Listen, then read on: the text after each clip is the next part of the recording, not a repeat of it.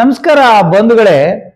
ಬಿಹಾರ ಚುನಾವಣೆ ಫಲಿತಾಂಶ ಬಂದ ಮೇಲೆ ನಮ್ಮ ರಾಜ್ಯದಲ್ಲಿ ಬಿಜೆಪಿ ಕಾಂಗ್ರೆಸ್ಸಿಗೆ ಮತ್ತೆ ಚಳಮಳ ಸ್ಟಾರ್ಟ್ ಆಗಿದೆ. ಈ ಅಹಿಂದ ಕಾನ್ಸೆಪ್ಟ್ ಅನ್ನ ಮಾತಾಡ್ತಾರಲ್ಲ, ಅಹಿಂದ ಅಂದ್ರೆ ಏನು? ಇಲ್ಲಿ ಲೆಫ್ಟ್ ರೈಟು ದಲಿತರು ಬೋವಿ ಇವ್ರಿಗೆಲ್ಲ 35-36 ಮಂದಿ MP MLಗಳು ಗೆಲ್ತಾರೆ. ಇಲ್ಲಿ ಪರಿಶಿಷ್ಟ ಪಂಗಡ ST ವರ್ಗದವರು 17-18 ಮಂದಿ MLA ಗೆಲ್ತಾರೆ. ಈ ಭಾಗದಲ್ಲಿ ಲಿಂಗಾಯತರಿಗೆ 75-80 ಜನ ಲಿಂಗಾಯತರಿಗೆ ಟಿಕೆಟ್ ಅನ್ನು ಕೊಡ್ತಾರೆ. ಅದು ಕಾಂಗ್ರೆಸ್ ಅಲ್ಲಿ ಆಗಿರ್ಬೋದು, ಬಿಜೆಪಿ ಆಗಿರ್ಬೋದು. ಇಲ್ಲ ಅನ್ಯಾಯ ಆಗ್ತಾ ಇರೋದು ಯಾರಿಗೆ? ಉಪ್ಪಾರ್ಗೆ, ಈ ಭಾಗದ ಕುರುಬರಿಗೆ, ಮತ್ತೆ ಈಡಿಗರಿಗೆ, ಬಲಿಜಿಗರಿಗೆ, ಈ 4-5 ಸಮಾಜಕ್ಕೆ ಅಹಿಂದ ಹೆಸರನ್ನು ಇಟ್ಕೊಂಡು ಇವ್ರಿಗೆ ಯಾವುದೇ ಸರ್ಕಾರಿ ಮೀಸಲಾತಿ ಇಲ್ಲ, ಇವ್ರುಗಳಿಗೆ ತೊಂದರೆ ಆಗ್ತಾ ಇದೆ. ಬಿಜೆಪಿ ನೋಡಿದ್ರೆ 17-18 ಜನ ಬ್ರಾಹ್ಮಣರಿಗೆ ಟಿಕೆಟ್ ಕೊಡ್ತಾರೆ, 1% ಜನ ಇರೋರಿಗೆ. ಕಾಂಗ್ರೆಸ್ನಾಗೂ 17-18 ಜನ ಬ್ರಾಹ್ಮಣರಿಗೆ ಕೊಡ್ತಾರೆ. ರೆಡ್ಡಿ ಜನಾಂಗ 1-1.5% ಇದೆ, ಅವ್ರಿಗೆ 16-17 ಟಿಕೆಟ್ ಅವ್ರಿಗೆ ಕೊಡ್ತಾರೆ. ಕಾಂಗ್ರೆಸ್ ಅಲ್ಲಿ ಕೊಡ್ತಾರೆ, ಬಿಜೆಪಿಯಲ್ಲಿ ಕೊಡ್ತಾರೆ. ಅಹಿಂದ ವರ್ಗ ಏನು? ಕುರುಬರು, ಉಪ್ಪಾರು, ಈಡಿಗರು ಇವರೆಲ್ಲ ಕೇವಲ ಅಹಿಂದ ಅನ್ನೋ ಹೆಸರು ಮೇಲೆ ಕಾಂಗ್ರೆಸ್ಗೆ ವೋಟ್ ಹಾಕಿದ್ದಾರೆ. ಇಷ್ಟೇ ಬಿಜೆಪಿ ಬಲಿಷ್ಠ ಆಗ್ತಾ ಇದೆ ಬೇರೆ ಒಂದು ರೀತಿಯಲ್ಲಿ. ಅವರು ಒಂದ್ ಕಡೆ ಲಿಂಗಾಯತರಿಗೆ ಒಕ್ಕಲಿಗರಿಗೆ ಹಿಡ್ಕೊಂಡು ಹೋಗ್ತಾ ಇದ್ದಾರೆ. ಅಲ್ಲಿ ಕಾಂಗ್ರೆಸ್ನಾಗ ಒಕ್ಕಲಿಗರಿಗೆ 45 ಟಿಕೆಟ್ ಕೊಡ್ತಾರೆ, ಬಿಜೆಪಿಗೂ 45 ಟಿಕೆಟ್ ಕೊಡ್ತಾರೆ. ಇರುದೇ 4 ವರ್ಗ ಇಲ್ಲಿ. ಅಲ್ಲಿ ಲಿಂಗಾಯತರು ಯಾವ ಪಾರ್ಟಿ ಅಧಿಕಾರಕ್ಕೆ ಬಂದ್ರು ಆರಾಮಾಗಿರ್ತಾರೆ, ಒಕ್ಕಲಿಗರು ಯಾವ ಪಾರ್ಟಿ ಅಧಿಕಾರಕ್ಕೆ ಬಂದ್ರು ಆರಾಮಾಗಿರ್ತಾರೆ. ಈ ಕುರುಬರು ಉಪ್ಪಾರು ಇದಾರಲ್ಲ, ಈಡಿಗರದಾರಲ್ಲ, ಇವ್ರು ಕೇವಲ ವೋಟ್ ಹಾಕಕ್ ಮಾತ್ರನ. ಮತ್ತೊಂದು, ಮುಖ್ಯಮಂತ್ರಿ ಸಿದ್ದರಾಮಯ್ಯನವರು ಅಹಿಂದ ಅಹಿಂದ ಅಂತಾರೆ. ಅಹಿಂದ ಅಂದ್ರೆ ಏನು? ಅನ್ಯಾಯ ಆದಾಗ ಒಬ್ಬ ಕುರುಬರವನಿಗೆ ಒಂದು ನಿಗಾ ಮಂಡಳಿ ಕೊಟ್ರೆ ಅದಕ್ಕೆ ತೀವ್ರವಾಗಿ ಖಂಡಿಸ್ತಾರೆ. ಕುರುಬರ ಒಬ್ಬ ಮಂತ್ರಿ ಇದ್ದಾರೆ, ಉಪ್ಪಾರು ಒಬ್ಬ ಮಂತ್ರಿ ಇದ್ದಾರೆ, ಈಡಿಗರು ಒಬ್ಬ ಮಂತ್ರಿ ಇದ್ದಾರೆ. ಬೇರೆ ಸಮಾಜದವರು ಎಷ್ಟೇ ಜನ ಇದ್ದಾರೆ? 10 ಜನ ಮಂತ್ರಿಗಳಿದ್ದಾರೆ. ಏನ್ 10-11% ಇರುವಂತ ಕುರುಬರಿಗೆ ನೀವು ಒಂದು ನಿಗಮ ಮಂಡಳಿ ಕೊಡಕ್ ಒದ್ದಾಡ್ತೀರಿ, ಒಬ್ಬ ಮಂತ್ರಿ ಕೊಡಕ್ ವಿಚಾರ ಮಾಡ್ತೀರಿ.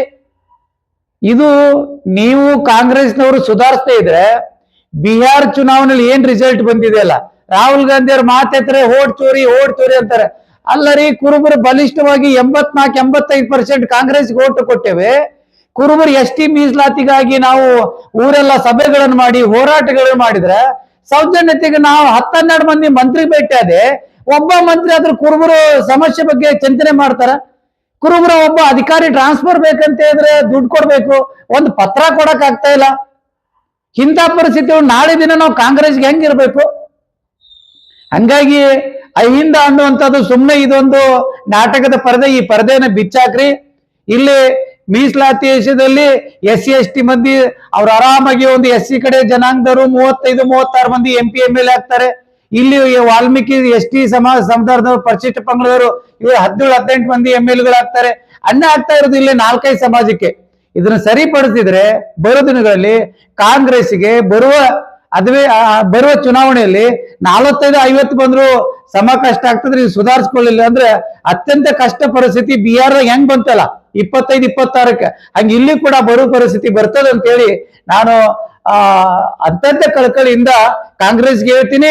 ಕಾಂಗ್ರೆಸ್ ಇದೇ ತಪ್ಪನ್ನ ರಾಹುಲ್ ಗಾಂಧಿ ಅವ್ರ ಓಟ್ ಚೋರು ಅನ್ಕೊಂತ ಮಾಡ್ಕೊಂತ ಹೋದ್ರೆ ಕಾಂಗ್ರೆಸ್ ಅಂತೂ ಕರ್ನಾಟಕದಿಂದ ಇಲ್ಲಿ ಗಟ್ಟು ಮುಟ್ಟೆ ಕಟ್ಟುವಂತ ಪರಿಸ್ಥಿತಿ ಬರ್ತದಂತ ಹೇಳಕ್ ಇಚ್ಛೆ ಪಡ್ತೀನಿ.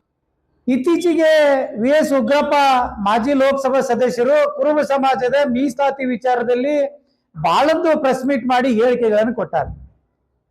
ಆದ್ರೆ ನಾವ್ಯಾರು ST ಮೀಸಲಾತಿ ತಪ್ಪು ಅಂತೇಳಿ ನಾವೇನ್ ತಲೆ ಕೆಡಿಸ್ಕೊಂಡಿಲ್ಲ, ಮತ್ತೆ ಹೋರಾಟವನ್ನು ಮಾಡ್ತಾ ಇದ್ದೇವೆ. ಆದ್ರೆ ನಮಗೆ ಕಾನೂನು ಪ್ರಕಾರ ಕುಲಶಾಸ್ತ್ರ ಅಧ್ಯಯನ ವರದಿ ಆಗಿದೆ, ಕ್ಯಾಬಿನೆಟ್ ಚರ್ಚೆ ಆಗಿದೆ, ಅಧಿವೇಶನದಲ್ಲಿ ಚರ್ಚೆ ಆಗಿದೆ. ನಾವು ಅಧಿಕೃತವಾಗಿ ಇವತ್ತು ST ಮೀಸಲಾತಿಯನ್ನು ಪಡೆಯಕ್ಕೆ ಹೋಗ್ತಾ ಇದ್ದೇವೆ. ಆದ್ರೆ ಒಂದು ಸಮುದಾಯಕ್ಕೆ ಮೀಸಲಾತಿಯನ್ನ ಕೊಟ್ಟಿಲ್ಲ. ಇವತ್ತು SC ಅಲ್ಲಿ ಲೆಫ್ಟ್ ಆಗಿರ್ಬೋದು, ರೈಟ್ ಆಗಿರ್ಬೋದು, ಬೋವಿ ಆಗಿರ್ಬೋದು, ಲಮಾನ್ ಆಗಿರ್ಬೋದು, ಹೀಗೆ 101 ಸಮಾಜದವರು ಇವತ್ತು ಮೀಸಲಾತಿಯನ್ನು ಪಡ್ತಾ ಇದ್ದಾರೆ. ಶಾಸಕರಾಗ್ತಾ ಇದ್ದಾರೆ, ಸಂಸದರಾಗ್ತಾ ಇದ್ದಾರೆ.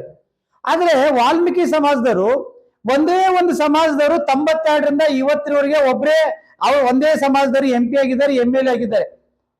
ನಾಳೆ ದಿನ ಮೀಸಲಾತಿಯಲ್ಲಿ ಒಂದೇ ಜಾತಿಗೆ ಕೊಡಕ್ ಆಗುದಿಲ್ಲ ಅಂತ ಕಾನೂನಿದೆ. ನಮ್ಮ ಮನೆಯಲ್ಲೇ ಕಾನೂನು ಓದುವಾಗ ನನಗೆ ಗೊತ್ತಾಯ್ತು. ಎಲ್ಲೇ ಒಂದು ಕಡೆ ನಾಳೆ ದಿನ ವಾಲ್ಮೀಕಿ ಸಮಾಜದವರಿಗೆ ಕಾನೂನು ಪ್ರಕಾರ ಯಾರೇ ಒಂದು ಕೋರ್ಟ್ಗೆ ಅದು ಹೋದ್ರೆ ಇವರಿಗೆ ಹಿನ್ನಡೆ ಕೂಡ ಆಗ್ಬೋದು. ನಾವು ಈ ಕುರುಬರು ಎಷ್ಟಿಗೆ ಬಂದ್ರೆ ನಿಮಗೇನು ಅನ್ಯಾಯ ಆಗಲ್ಲ. ನಾವು ನೀವು ಸೇರಿದ್ರೆ ನಿಮಗೆ ಮತ್ತೊಂದು ಶಕ್ತಿ ಸಿಗ್ತದೆ. ಆ ನಿಟ್ಟಿನಲ್ಲಿ ನಮಗೇನು ಎಷ್ಟಿ ತಪ್ಪಿಸ್ಬೇಕಂತೇಳಿ ಹುನ್ನಾರ ಇಡ್ತಾ ಇದೆ. ಯಾರೇ ಹುನ್ನಾರ ಮಾಡಿದ್ರು ಕೂಡ ಮೀಸಲಾತಿ ಸಿಕ್ಕೇ ಸಿಗ್ತದೆ. ಮತ್ತೊಂದು, ಮುಖ್ಯಮಂತ್ರಿಗಳು ಎಲ್ಲೇ ಒಂದು ಕಡೆ ಬೆದರಿದಂಗೆ ಕಾಣ್ತಾ ಇದೆ ನಮಗೆ. ಇಷ್ಟೆಲ್ಲ ಆದ್ರೂ ಕೂಡ ಕುರುಬರ ಪರವಾಗಿ ಮುಖ್ಯಮಂತ್ರಿಗಳು ಯಾಕೆ ಮಾತಾಡ್ತಾ ಇಲ್ಲ? ಕೇಂದ್ರ ಸರ್ಕಾರಕ್ಕೆ ಮುಖ್ಯಮಂತ್ರಿ ಸಿದ್ದರಾಮಯ್ಯವರೇ ಒತ್ತಾಯ ಮಾಡಬೇಕು. ನಾವು 10-20 ಸಾವಿರ ಜನ ಬಂದ್ರೆ ನೀವು ನಿಮ್ಮನ್ನು ಕರ್ಕೊಂಡೇನೋ ಡೆಲ್ಲಿಗೆ ಹೋಗೋರು. ಸಿದ್ದರಾಮಯ್ಯನವರೇ ನಾವು ಪ್ರಧಾನಮಂತ್ರಿ, ಸಿದ್ದರಾಮಯ್ಯವರೇ ನಮ್ಮ ಮುಖ್ಯಮಂತ್ರಿ, ಸಿದ್ದರಾಮಯ್ಯವರು ನಮ್ಮ ರಾಷ್ಟ್ರಪತಿ. ನಾವು ಮುಖ್ಯಮಂತ್ರಿ ಸಿದ್ದರಾಮಯ್ಯ ನಮ್ಮ ಸಮಾಜದ ನಾಯಕ ಅಂತ ಒಪ್ಕೊಂಡ್ಬಿಟ್ಟೇವೆ. ಹಂಗಾಗಿ ನಾವು ಮುಖ್ಯಮಂತ್ರಿ ಮೇಲೆ ಒತ್ತಾಯ ಮಾಡ್ತೇವೆ.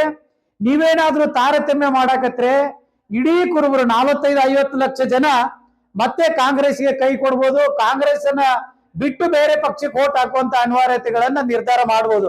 ಆ ನಿಟ್ಟಿನಲ್ಲಿ ಮುಖ್ಯಮಂತ್ರಿಗಳು ಬದ್ಧತೆ ಪ್ರಕಾರ, ಬದ್ಧತೆ ಮೇರೆಗೆ ಕುರುಬ ಸಮಾಜದ ಮೀಸಲಾತಿ ವಿಷಯದಲ್ಲಿ ರಾಜಕಾರಣ ಮಾಡದೆ ಕುರುಬರಿಗೆ ಮೀಸಲಾತಿ ಕೊಡಿಸ್ಲೇಬೇಕು ಅಂತೇಳಿ ನಾನು ಮನವಿ ಮಾಡ್ಕೋತೇನೆ. ಮತ್ತೆ ಇಡೀ ರಾಜ್ಯಾದ್ಯಂತ ಸಾಕಷ್ಟು ಫೋನ್ ಬಂದು ಮುಖ್ಯಮಂತ್ರಿ ಏನ್ ಮಾಡ್ತಾರೆ ಅಂತ ಹೇಳಿದ್ರೆ ಮುಖ್ಯಮಂತ್ರಿ ಮೇಲೆ ವಿಶ್ವಾಸ ಇಡೋಣ. ಮುಖ್ಯಮಂತ್ರಿ ಸಿದ್ದರಾಮಯ್ಯ ಕುರುಬರ ಆಗಿರೋದ್ರಿಂದ ಮೀಸಲಾತಿ ವಿಷಯದಲ್ಲಿ ರಾಜಕಾರಣ ಮಾಡಂಗಿಲ್ಲ, ಮೀಸಲಾತಿ ಕೊಡಿಸ್ತಾರಂತೆ ಹೇಳಕ್ ಇಚ್ಛೆ ಪಡ್ತೀನಿ. ನಾನು ಸಿದ್ದಣ್ಣ ತೇಜಿ, ಹುಬ್ಬಳ್ಳಿಯಿಂದ. ನಮಸ್ಕಾರ.